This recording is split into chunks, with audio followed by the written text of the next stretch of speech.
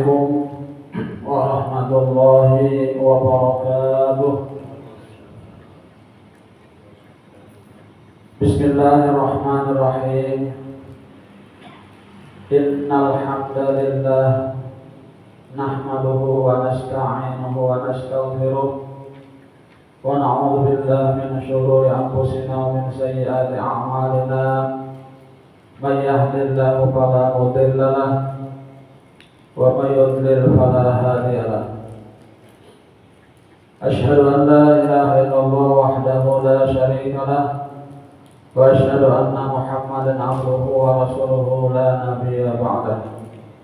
Allahumma shalli wa sallim wa barik ala sayyidina Muhammadin wa ala alihi wa ashabihi ajma'in.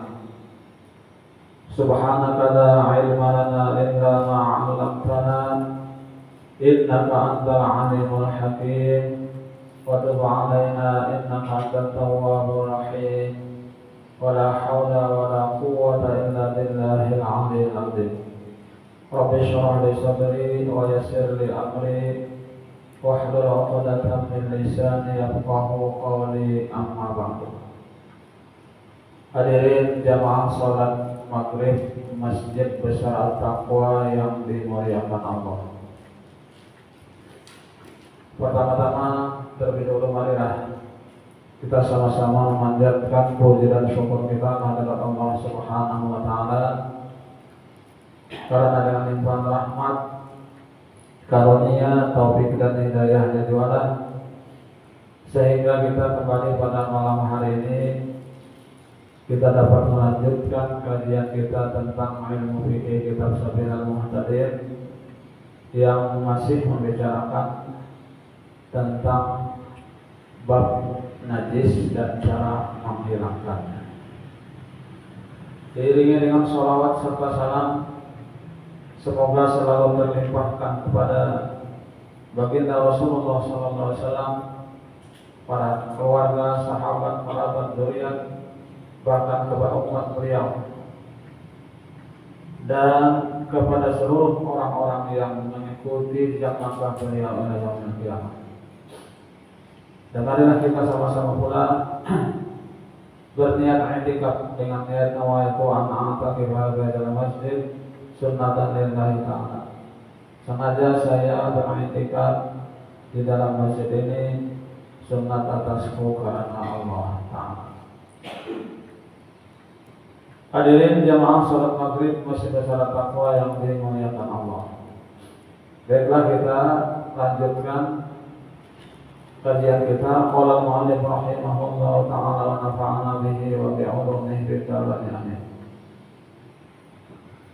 Disyaratkan dalam mencuci tempat yang kena najis dengan air yang sedikit bahwa air itu disiram dari atas tempat yang kena najis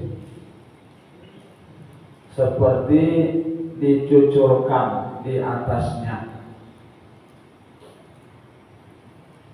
Karena apabila terjadi sebaliknya, umpamanya tempat yang kena najis itu disiram dari bawah, maka air yang sedikit tadi berubah menjadi najis karena bertemu dengan najis.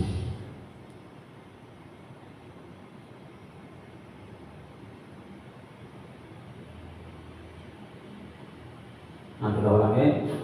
Disyaratkan dalam mencuci tempat yang kena najis dengan air yang sedikit bahwa air itu disiram dari atas tempat yang kena najis, dari atas, seperti dicucurkan di atasnya.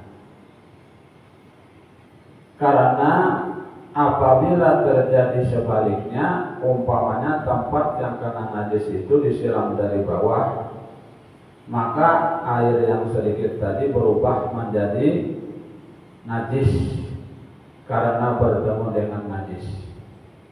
Nah, jadi di atas, mulai di atas mencucurnya ya. Nah, supaya najis itu turun ke bawah ya, dari atas ke bawah, jangan dari bawah turun ke bawah, hanya ke atas ke atas.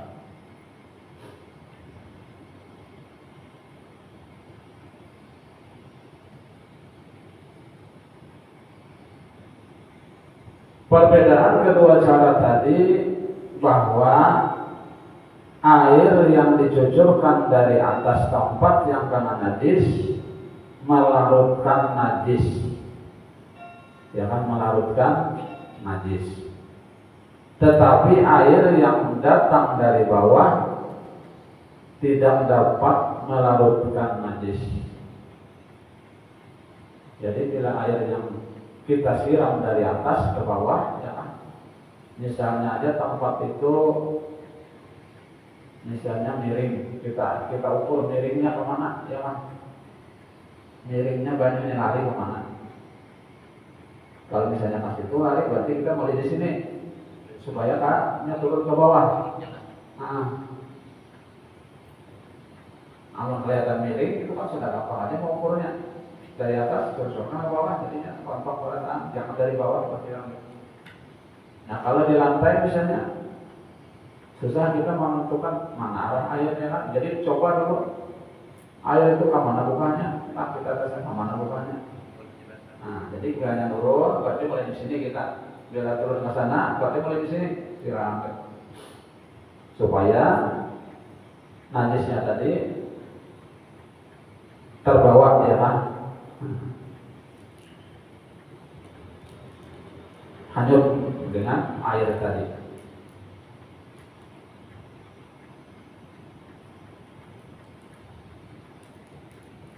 Kenapa? Karena kalau dari bawah, misalnya kita siram dari bawah turun ke bawah, nah jadi najis beneran, kada melarutkan.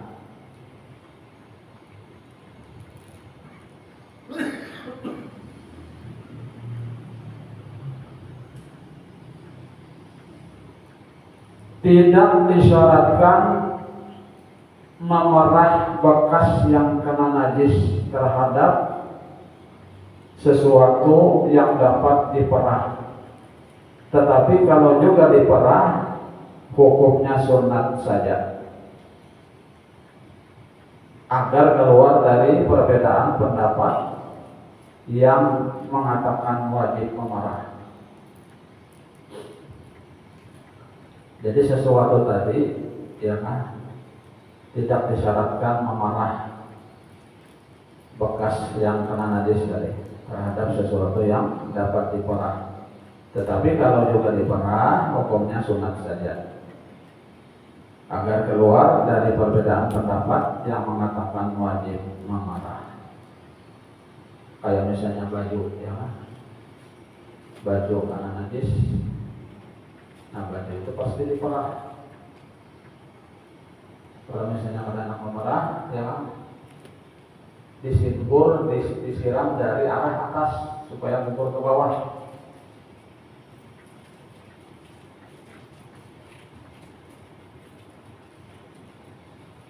Hal ini tidak dibedakan terhadap tempat najis yang disiram dari atas atau dari bawah.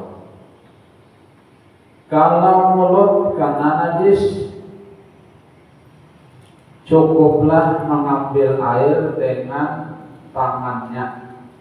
Kemudian dengan tangan itulah memasukkan air ke mulut untuk berkumur-kumur membasuhnya.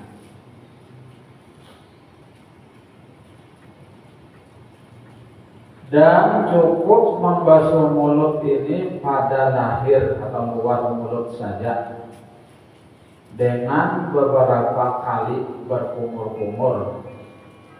Dan air yang dipergunakan berkumur-kumur tadi tidak boleh ditelan. Demikian juga air liurnya sebelum dinyatakan bahwa mulutnya telah suci.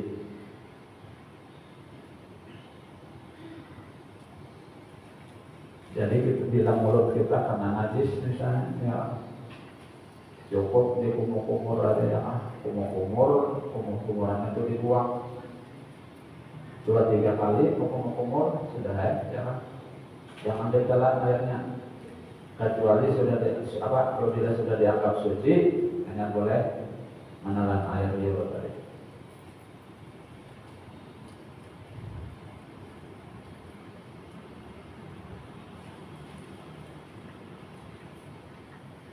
Dan kalau bagian tempayan kena najis, tempayannya di tempat air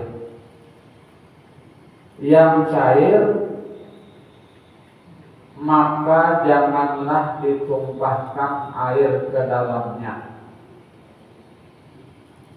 pada saat membasuhnya, terkecuali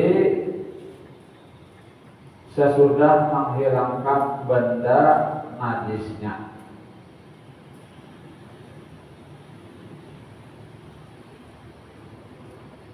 Ini tempayan atau wadah ya, wadah air terkena najis ya, najisnya najis ainiyah ya, artinya yang bisa dilihat naujasidin.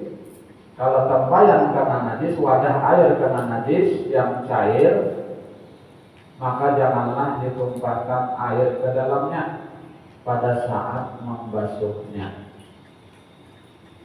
terkecuali sesudah menghilangkan benda najisnya. Jadi benda najisnya itu dihilangkan dahulu, hanya mengumpahi air ke dalamnya. Kalau ada dihilangkan dahulu, tumpahi air, barataan benajis ya. Ini kan sebagiannya tadi, sebagian makanan najis. Nah, jadi hilangkan dulu najisnya, ya kan, hilangkan dulu. Dan caranya tadi jangan lupa mulai di atas, ya kan, mulai di atas ke bawah. Atau misalnya tempayan itu kita pikul bahkan, silakan mulai di atas supaya gugur ke bawah. Jangan langsung kita siram sebukuan, barataan benajis. Yang kalau sudah hilang najisnya, hanya kita tumpahi ke depannya, jangan sudah hilang.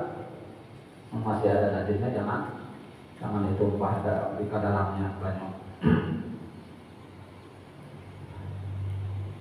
Kalau benda najisnya telah hilang, barulah ditumpahkan air ke dalamnya dan air diratakan ke seluruh bagian dalam tempayan.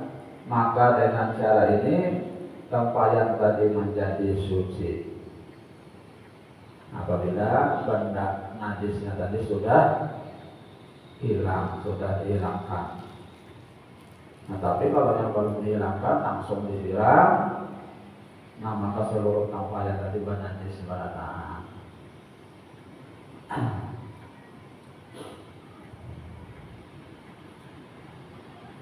Air bekas basuhan yang sedikit, yakni air yang sudah terpakai dalam membasuh tempat yang kena najis, yang terpisah dari tempat najis, dianggap suci dengan 3 syarat.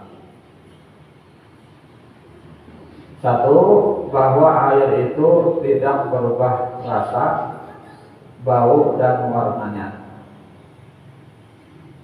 2. Bahwa timbangannya tidak melebihi dari timbangan semula sesudah diperhitungkan yang diisap oleh tempat yang dibasuh, dan debu yang suci yang keluar dari tempat yang dibasuh.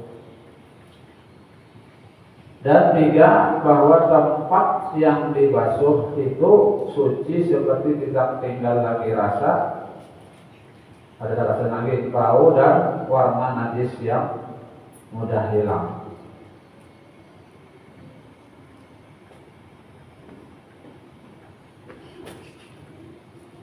Jika salah satu dari ketiga syarat yang tersebut di atas tidak ada atau bertambah timbangannya, atau tempat yang dibasuh belum suci, maka air tadi tidak suci.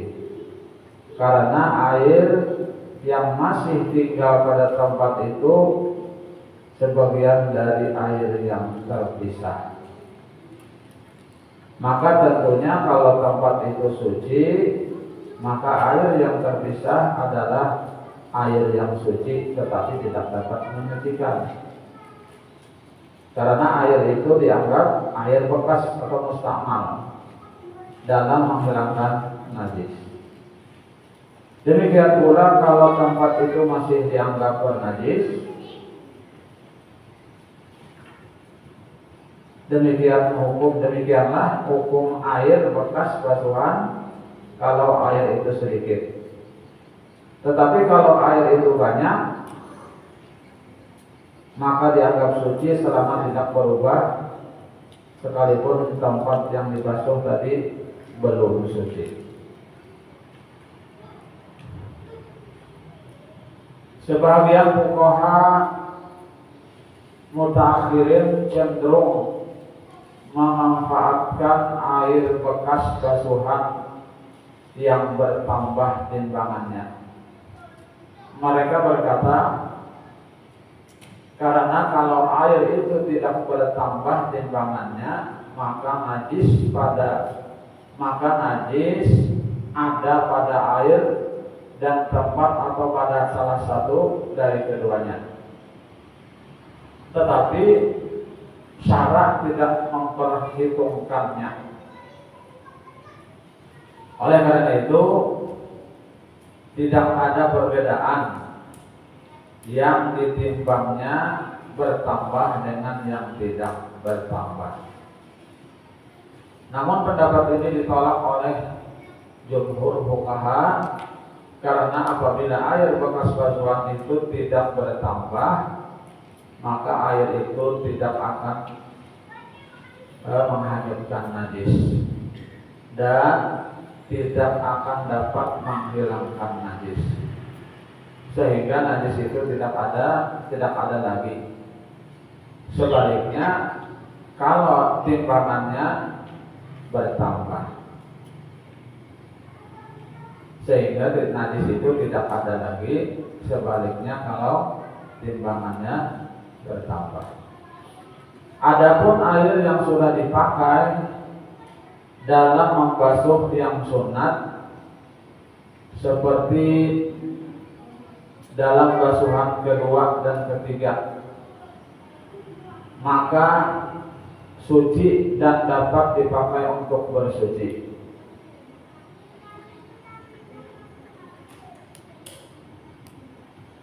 Ini air yang sudah dipakai dalam membasuh yang sunat, ya, seperti basuhan kedua atau ketiga. Maka suci dan dapat dipakai di sini untuk bersuci. Air yang sudah terpakai dalam membasuh najis yang dimaafkan seperti darah yang sedikit, maka air itu tidak lagi suci. Maksudnya di sini air yang dipakai dalam membasuh yang sunat, ya kan? Seperti dalam membasuh kedua dan ketiga. Misalnya kita berwudu, ini kan basuhan yang pertama itu wajib. Ya, basuhan yang pertama itu wajib. Namun basuhan yang kedua, yang ketiga itu hanya sunat. Jadi maksud di sini air yang sudah dipakai dalam membasuh yang sunat, seperti dalam basuhan kedua dan ketiga, ya, maka suci dan dapat dipakai untuk bersuci. Air yang sudah terpakai dalam membasuh najis yang dimaafkan, seperti darah yang sedikit, maka air itu tidak lagi suci. Karena itu seyogyanya bagi yang ingin membasuh umpamanya pakaian yang kena najis, yang dimaafkan seperti darah yang sedikit, tadi janganlah menyiramnya dengan air yang sedikit ke atasnya di dalam tempayan, terkecuali sesudah dihilangkan najis itu. Karena kalau pakaian yang kena najis dimasukkan ke dalam tempayan, disiramnya dengan air yang sedikit ke atasnya sebelum menghilangkan najis, benda najis, ya, maka air itu menjadi air najis. Air itu menjadi air najis sebelum sampai ke dalam tempayan. Karena itu pakaian tadi belum suci terkecuali sesudah dikeluarkan dari tempayan dan disiram lagi dengan air lain. Kebanyakan orang tidak memperhatikan masalah ini. Jadi misal ya kita mencuci pakaian apakah, sedangkan pakaian itu tadi karena misalnya karena najis, ya kan, di kami dicuci anak kami misalnya. Nah, jangan langsung dibuat ke dalam mesin cuci, dari misalnya mesin cuci, nah, jangan langsung ditimpa ke dalam. Padahal itu tadi bekas kami. Kecampur, ini dibasuh dulu, disiram boleh di luar. Ya kan, namunnya langsung dimasukkan ke dalam situ. Nah, sebentar pakai najis, ya kan. Nah, harus dikuras dulu, dikuras semuaan, dibawahi bajunya, hanya ganti baju yang lain, ya kan, hanya suci. Namun pada kayak itu, nggak ada suci.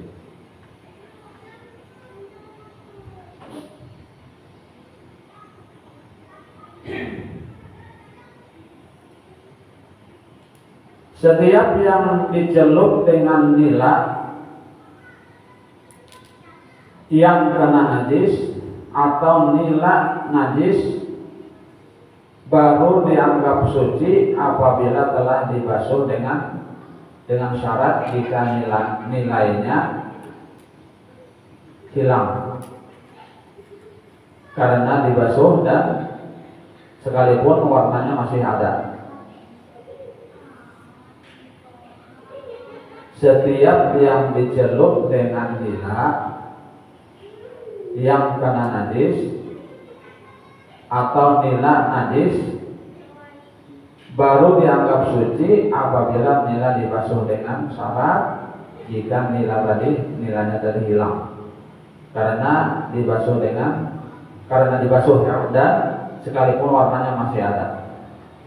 Demikian itulah hukum segala sesuatu yang dicelup dengan benda yang kena najis atau benda yang najis.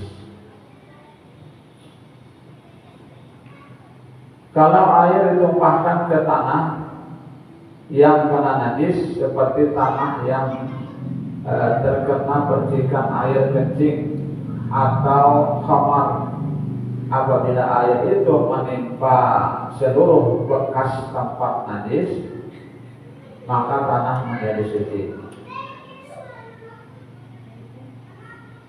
Ya, tanah menjadi suci selama tidak ada lagi air kencing dan khamar.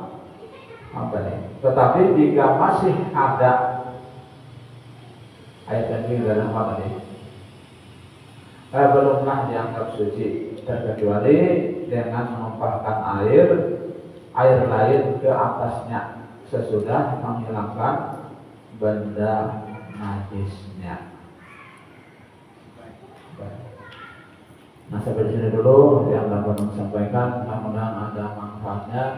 Kemudian Allah telah mampu di semua dosa-dosa kita, dosa orang tua kita, guru-guru kita, jangan kita kaum muslimin dan muslimat.